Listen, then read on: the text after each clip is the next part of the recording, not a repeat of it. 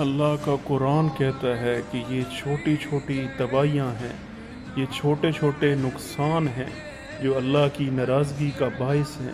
تو خدارا اپنے مسلمان بہن بھائیوں کے لیے نکلیں، آواز اٹھائیں، چاہے آپ کی حکومتیں، چاہے آپ کی اسٹیبلشمنٹ، چاہے کوئی بھی ادارہ کوئی بھی ساتھ نہ دے،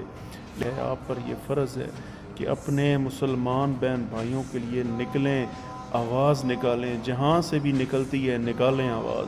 سوشل میڈیا کے ذریعے، روڈوں پر، جیسے بھی ہو، لیکن آواز نکالیں، اور لیکن کسی کو نقصان مت پہنچائیں۔ اپنی جو ہماری کاری یا جو پرائیویٹ ہمارے لوگوں کی املاک ہیں ان کو کسی قسم کا نقصان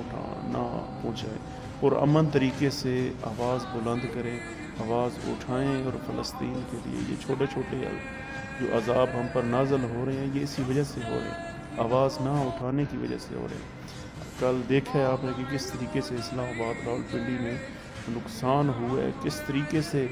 مطلب وہ ایک کیفیت آپ نے دیکھی ہے، کس طریقے سے کہ ایک شدید گرمی کی لہر تھی، سورج نکل ہوا تھا، اچانک سے بادل آیا، پھر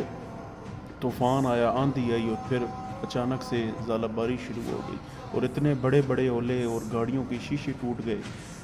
چل مسجد کے تمام تر شیشے ٹوٹ گئے، مسجد کا بہت بڑا نقصان ہوا ہے۔ تو یہ چھوٹے چھوٹے عذاب جو ہیں یہ اللہ تعالیٰ ہمیں دکھا رہا ہے کہ ہمارا ملک ایٹمی طاقت ہے، 57 ملک میں یہ پہلا ملک ہے ہمارا جو ایٹمی طاقت ہے۔ تو یہ سب سے زیادہ، جتنے بھی اسلامی ممالک ہیں، یہ سب سے زیادہ ذمہ داری ہم پر بھی بنتی ہے کہ ہم ایٹمی طاقت، ہم وہ طاقت جرأت رکھنے کے باوجود نہیں بول رہے،